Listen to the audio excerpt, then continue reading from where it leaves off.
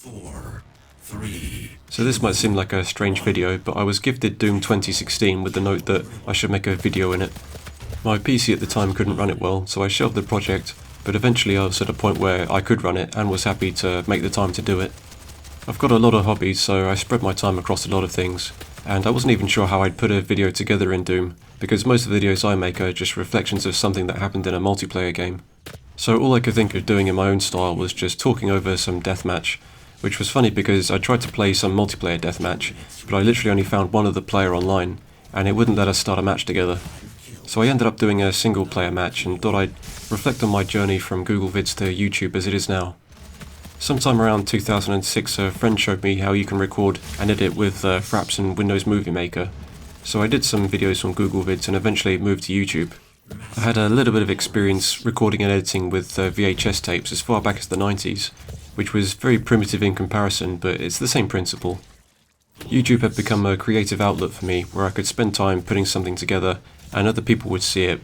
But then in 2012 with monetization, there was a shift where you no longer had an audience if it was just a creative outlet. The videos that tended to get views after that were monetized ones.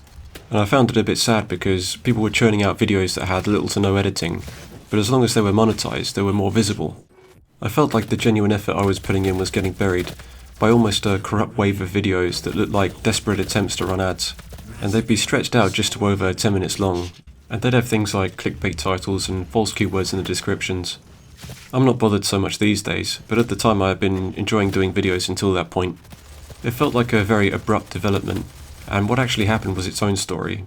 But not to stray off topic, I lost interest and didn't upload anything in 2013.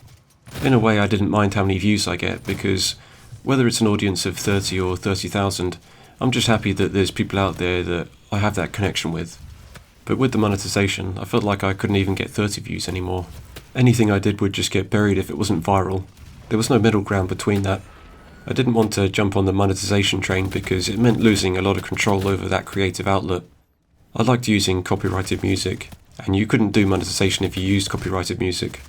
Eventually I started doing videos again in 2014 and found that I still had an audience, especially in the gaming scenes I was in at the time, mainly Garry's Mod. It was fun because pretty much every server I played on, there were players in there that had seen my videos, so it was like I had friends all over the place, and I often got the feeling that I was welcome to be there. I decided to split my videos into separate YouTube channels, because I wanted to do a lot of specific things that suited having their own place, like CSGO items, sim racing leagues, video making resources like green screen stuff and sound effects, but in 2015 YouTube banned one of my channels. It wasn't long before they reinstated the channel after I appealed the ban, but they never told me exactly why it was taken down in the first place. Based on that ban, in 2016 I was interviewed for a dissertation about digital possessions, which was really interesting because it explored the idea of platforms like YouTube being creative outlets, and how the artist, as it were, feels about the potential of the host having the right, or the power, to instantly remove their work, potentially without even having a reason. You might think in a case like that it was time to try an alternative, but of course YouTube was the alternative. I'd started in Google Vids, moved to YouTube, but then Google bought YouTube and shut Google Vids down. I decided to make backups of my videos on multiple external drives, and ended up sharing videos on Discord communities.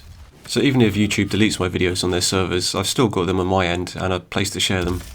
On the downside, Discord has a small file size limit, so I sometimes have to compress the videos for it. But on the upside, I don't have to worry about a potential channel being shut down, because Discord doesn't have channels. So that's my adventure in video editing up to 2020. Gaming has been an escape from chronic health problems, so adding that to video editing has had a lot of meaning for me. Thanks to my 1,500 subscribers, along with those that check back every now and then, even if they didn't subscribe. I appreciate you guys, thanks for being here. I don't think I ever expected to have that many. Lately I've been working on some VR chat videos, so hopefully I'll see you then.